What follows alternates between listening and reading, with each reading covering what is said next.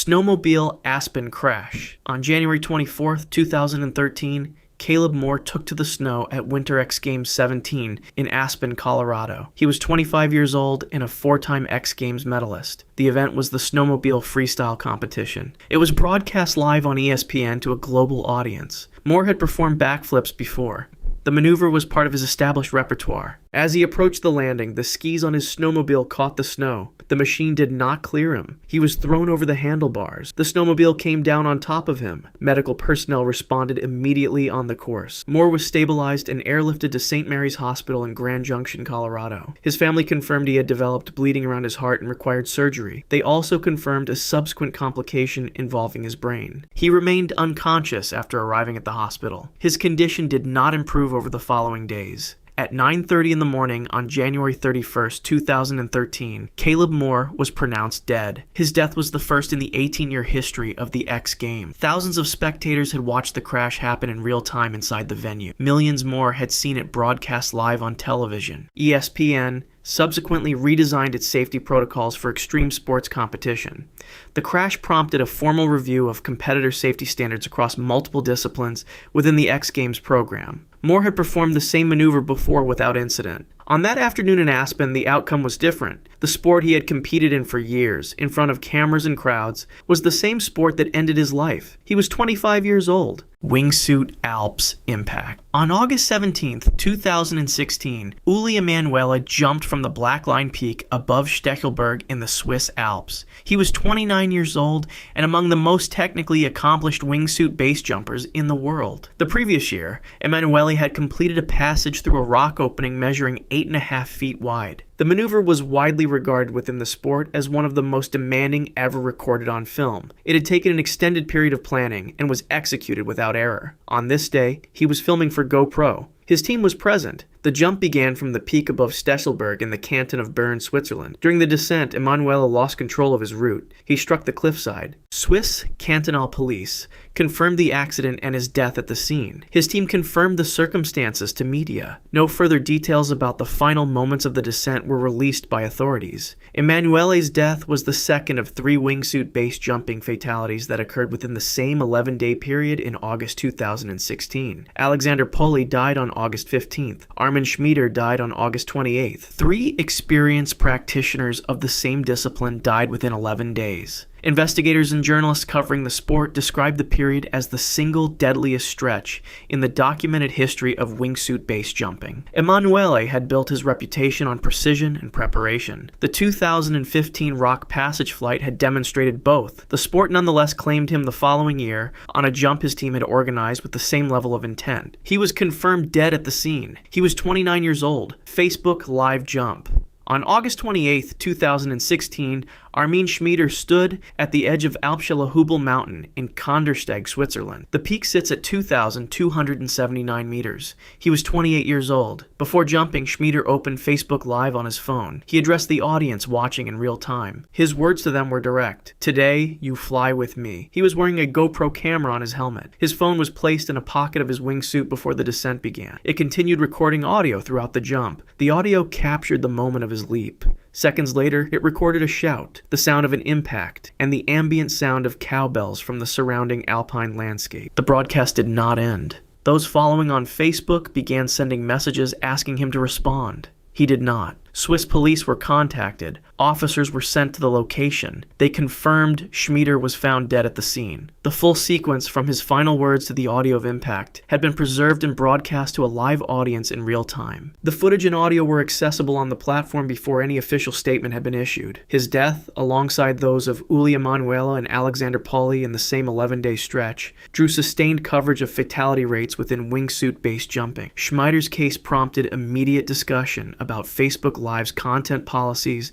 and the platform's responsibility for material captured during fatal incidents. Formal pressure from media organizations and safety advocates followed within days of his death. He was 28 years old. Brisbane balcony fall. On May 15, 2011, Acton Beale died at a residential unit block on Main Street in the Kangaroo Point district of Brisbane, Queensland, Australia. He was 20 years old. Beale had been attempting to plank. The activity involved lying flat and rigid on an object while a photograph was taken. At the time, the challenge was circulating widely across social media platforms. Participants photographed themselves planking on increasingly elevated or unusual surfaces and posted the images online. The attempt took place before dawn. Beale was on a 7th floor balcony. A companion was present and photographing him. Queensland Deputy Commissioner Ross Barnett confirmed that Beale had been trying to lie flat on the balcony railing when he fell. The Deputy Commissioner also confirmed that Beale's companion had stated he had been drinking before the incident. Beale fell from the railing. He died at the scene. Deputy Commissioner Barnett addressed the media directly following the incident. Australian Prime Minister Julia Gillard issued a public statement describing the challenge as dangerous and urging young people not to participate. Beale's death became the most widely covered fatality connected to the planking trend. It is consistently cited as the moment that shifted public and governmental attention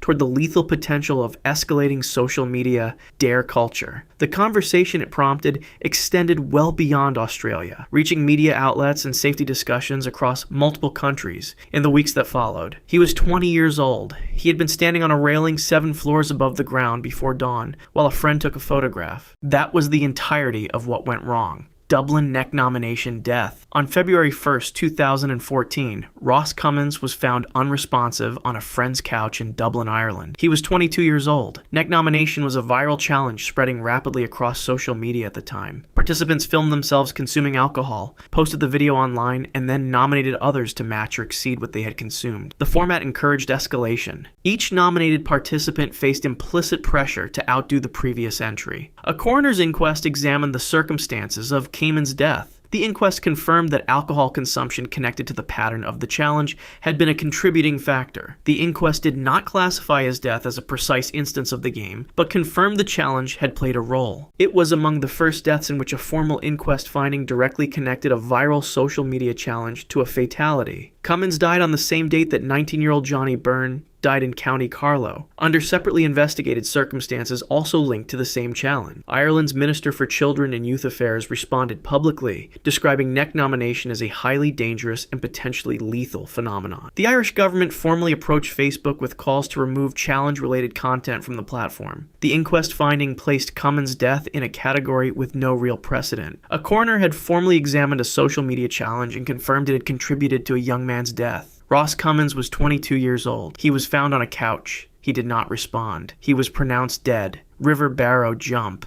On the evening of February 1st, 2014, Johnny Byrne went to the River Barrow near Milford Bridge in County Carlow, Ireland. He was 19 years old from the nearby town of Leyland Bridge. Irish police, the Gardaí, investigated the circumstances of his death. Their inquiry examined evidence that Byrne had been participating in neck nomination before he jumped into the river. The barrow was swollen at the time. His body was later recovered from the water. Before his body was found, his brother Patrick posted a message on Facebook. He wrote that his 19-year-old brother Johnny had died that night during his nomination. He wrote that Johnny had jumped into the river trying to beat the competition. He called for the challenge to stop. The post was written before the recovery and was shared widely within hours. Their father later gave a public statement confirming the loss. He stated that the challenge had cost his son his life. The Gardaí investigation, Patrick Byron's post, and the family's public statements were covered extensively across Irish and British media. Patrick's message, written in the hours before his brother's body had even been recovered, became one of the most cited pieces of direct testimony in any reporting on social media challenge-related deaths. Byrne and Ross Cummins both died in Ireland on the same date. 2 men, the same challenge, the same day. Johnny Byrne was 19 years old. His body was recovered from the River Barrow. He was pronounced dead. Fresno taco contest. On August 13th, 2019, a taco eating competition was held at Chukchansi Park in Fresno, California. The event was part of a promotion run by the Fresno Grizzlies minor league baseball team called the Taco Truck Throwdown. Dana Hutchings entered the contest. Witnesses at the game confirmed that Hutchings had not eaten that day. He had fasted in preparation for the competition. Those around him at the event confirmed this before the contest began. During the competition, Hutchings collapsed. Paramedics responded and attempted to clear food from his airway. He died less than 30 minutes later. An autopsy confirmed the cause of death was choking. A wrongful death lawsuit was subsequently filed by his son. The lawsuit alleged that Hutchings had not been informed of the risks associated with competitive eating and that the organizers had failed to provide sufficient medical staff at the event. Those allegations were not established as proven findings at the time of reporting. The Fresno Grizzlies permanently canceled the taco eating competition following his death. The case was cited in subsequent reporting on the absence of consistent safety and medical requirements for amateur eating contests held at public sporting events across the United States. A man had fasted all day, entered a ballpark promotion, and died within 30 minutes. No formal safety standard had required anything different to be in place. Dana Hutchings collapsed at home plate level in a minor league stadium. He was pronounced dead. He had gone to a baseball game. Denver Donut Challenge. The exact date of the incident was not made public. At the Voodoo Donuts location on Colfax Avenue in Denver, Colorado, Travis Maloof took part in the shop's eating challenge. He was 42 years old. The challenge required competitors to eat a glazed donut weighing 1.1 pounds within 80 seconds. The contest was a standing feature of the shop.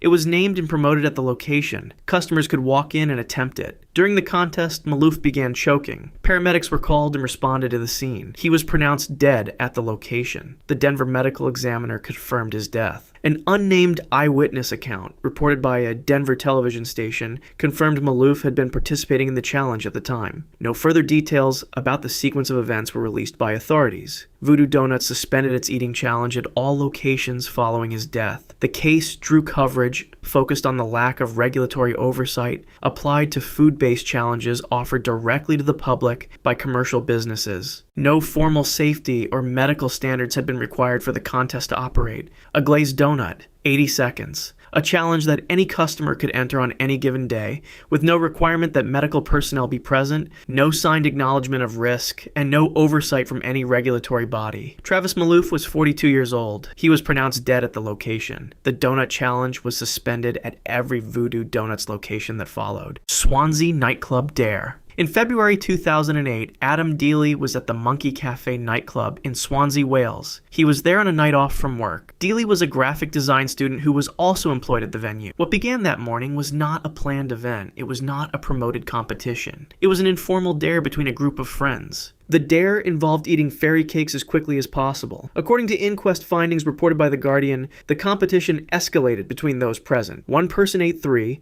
another ate 4. Dealey ate 5. He collapsed at the venue. Emergency services responded and transported him to Singleton Hospital. He was pronounced dead at 3:20 in the morning. The cause of death was choking. The inquest classified his death as accidental. The inquest findings documented the precise escalation sequence between the participants. That sequence, recorded formally and reported publicly, remains one of the clearest official accounts of how an unplanned dare between friends can escalate in real time and end fatally. No social media platform was involved. No promotion existed. No prize was on offer. The competitive dynamic between the individuals present was the only mechanism at work. One person ate 3, another ate 4. The next person ate 5 because that was the nature of what they were doing. There was no structure around it. There was no safety net. There was only the logic of the dare itself, running its course. Adam Dealey was pronounced dead at 3:20 in the morning. The cause was choking. The inquest returned a finding of accidental death. UK neck nomination cluster. Over the weekend of February 9th and 10th, 2014,